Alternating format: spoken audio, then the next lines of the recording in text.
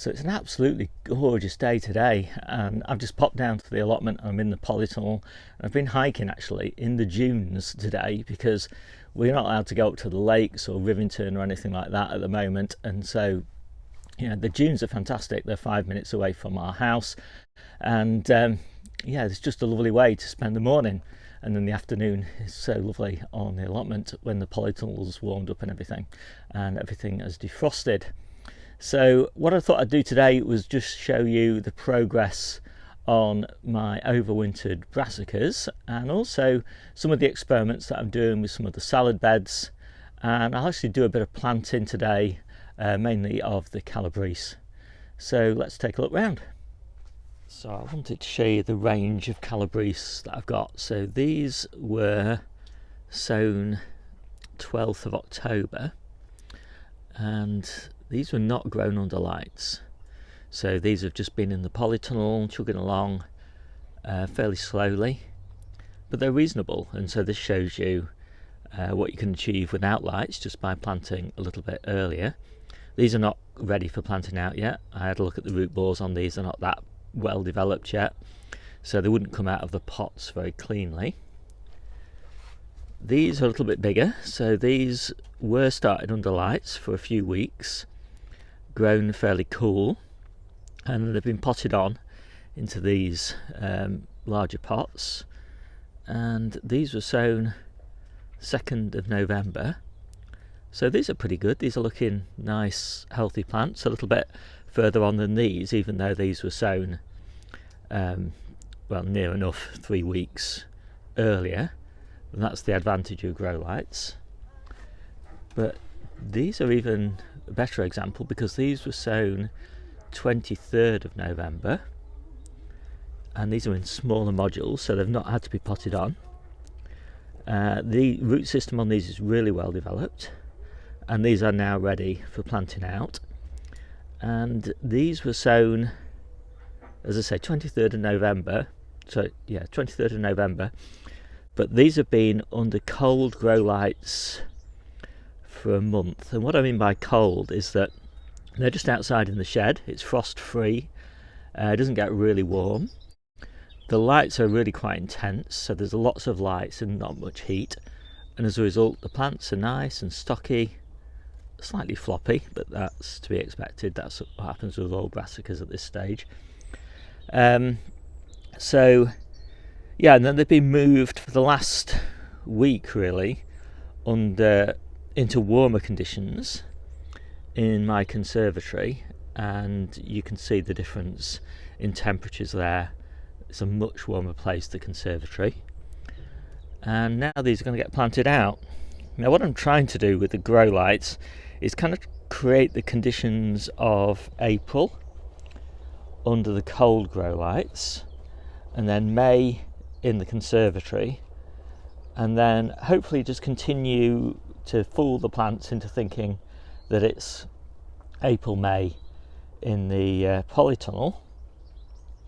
And let's just have a look at the polytunnel, and that's kind of what the polytunnel should feel like. I mean, on a day like today, it's a nice sunny day. It's not too cold in here.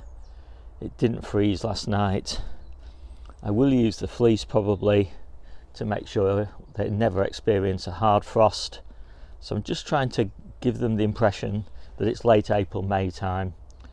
And then that will just continue. They'll keep on thinking it's a couple of months later in the year than it actually is.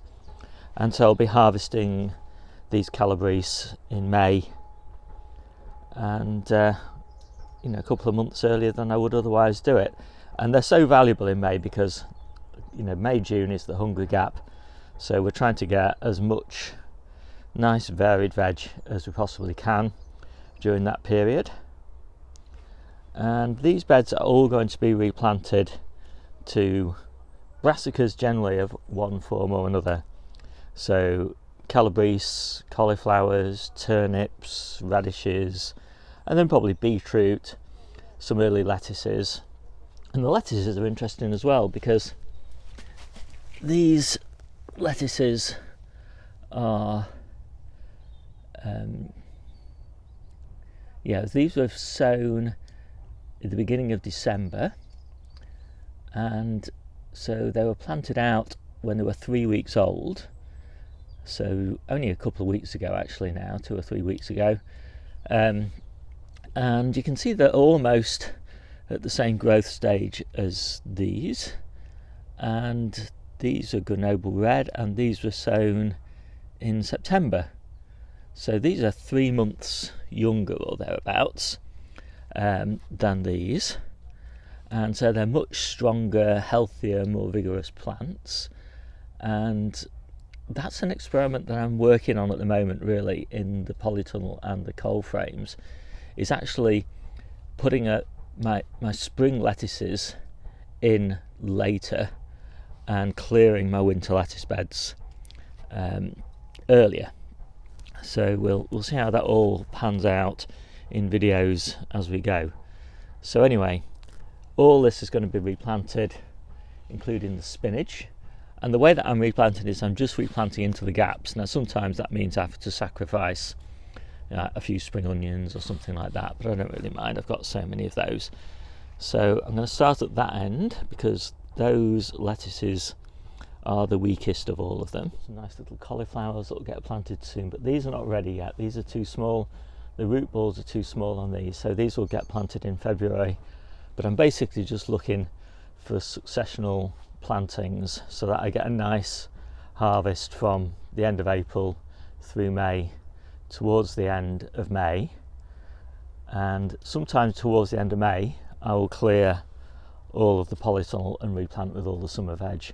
But exactly when in May I'm going to do that will depend on the size of my summer plantings, the weather conditions, and how many brassicas I've still got in the ground waiting to harvest. One of the things I like most about the grow lights, apart from the fact that, you know, this plant is only 6 weeks old and it's in winter and it looks really healthy and it's got this really nice root ball, is that I don't have to pot on. You know, I can grow a really nice healthy plant really quickly, no potting on, no messing around, and just ready to be planted. I'm a really massive fan of calabrese at this time of year. I think it works really well. The leaves are lovely quality. We eat the leaves, obviously. I'm just trimming the baby leaves, cotyledons off, just to give it a bit of stem, so I can plant that stem under the ground. When I'm just planting a small number like this, I'm doing it with my hands to create minimum disturbance to the surrounding plants. I'm putting them in reasonably densely, because partly, as I said, I'm using this as a leaf crop, a brassica leaf crop. I like calabrese leaves more than cabbage, so I really like loads of leaves. And of course I also like them more than cauliflowers because I like the continuous nature of the crop, you know, and we will get quite a lot of side shoots off these as well as the central head, and so that makes them a real bonus. It is sometimes quite sad to have to clear these for tomatoes when they're still cropping, but then of course we'll have plants outdoors as well by the time we put the tomatoes in, so by the end of May we'll have our outdoor ones. I'll just leave these lettuces in for a few more weeks, and by then these calabrese will be really growing on nicely. I'll give these a little bit more space the next batch.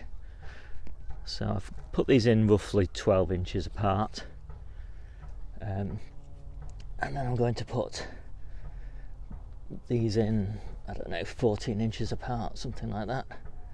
Just whatever I can squeeze in, basically, because these lettuces are still quite valuable to me at this point, and they will continue to be until about the middle of February. So hopefully if I can keep the lettuces going, then I'll be really happy about that.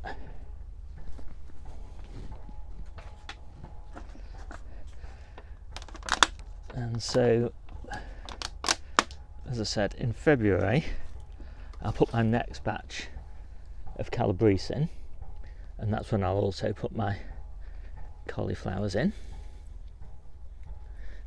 And by then I'll also be putting in, sometime in February, my radishes, which I'll be starting soon in modules, and I'll have those under lights for a few, well, not for very long, maybe even as little as 7 days. It depends on how much grow light space I've got.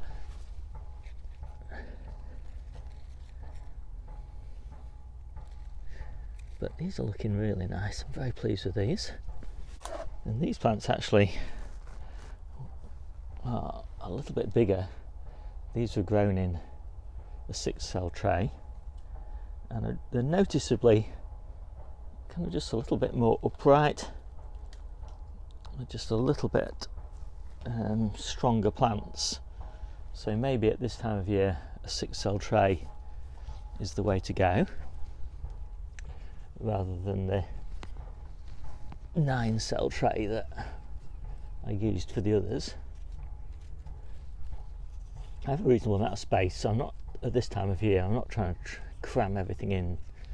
So it's just a bit of an experiment. I don't know whether you can actually see, I'll move this camera around a little bit, that this is quite a bit stockier than that plant there. So when I take these lettuces out here, I'll leave these spring onions in, but that's going to give me a row down here and then a row down here. And in that row, that's probably put something like the radishes, because there's still plenty of time for those radishes to grow to maturity before they're completely shaded out by these. And yeah, so that's just an extra kind of bonus crop. They're all brassicas, so they all enjoy each other's company. So I think that's pretty much it. And while we're looking at seedling progress, I thought we'd just take a quick look at these. So these are the same Grenoble red lettuces planted on the same day as the ones in the Polytunnel, and I would say, if anything, these are looking even healthier. And these are just in a little cold frame, and they're really thriving. I think this is one of the really nice things about young, vigorous plants. They just throw off the challenges of winter much more effectively than this older, more mature plants that were sown in September. And that's what gets me thinking that this model, where I'm replanting maybe in December or January the lettuce beds, and then rapidly transitioning them over, and then using the lettuce beds for beetroot and carrots and turnips and etc., etc., it might be a better model for me. And here's another lettuce bed. This was only planted a few days ago actually, and since then it's had a frost every night, and the plants are looking again in really nice condition. And these are only 6 weeks old. And there's another bed here, so you can see I'm going all in on this whole replant the lettuce beds idea. I've also noticed is that the spinach beds, they do really well in cold frames, because if you compare these spinach here with the ones in the Polytunnel, really not a huge amount of difference, especially when you bear in mind that I haven't harvested these, and I'd harvested those other ones a few days ago. So although these look slightly bigger, they're not substantially healthier. And so I'm thinking, really, I'm going to concentrate the spinach in cold frames next year and have the Polytunnel more for lettuces during winter. I've also just thinned my carrots, and I've thinned them out to slightly different densities for different purposes. So I want some of these to grow on to be harvested in May, some of them to be harvested as little baby carrots for salads, and some of them will be thinned to even lower densities to be harvested in late April, etc. So that's kind of the idea with these, just using planting density to control the rate of maturity. So hope you enjoyed this quick video. My name's Steve, this is the Seaside Allotment channel, and I'll see you soon.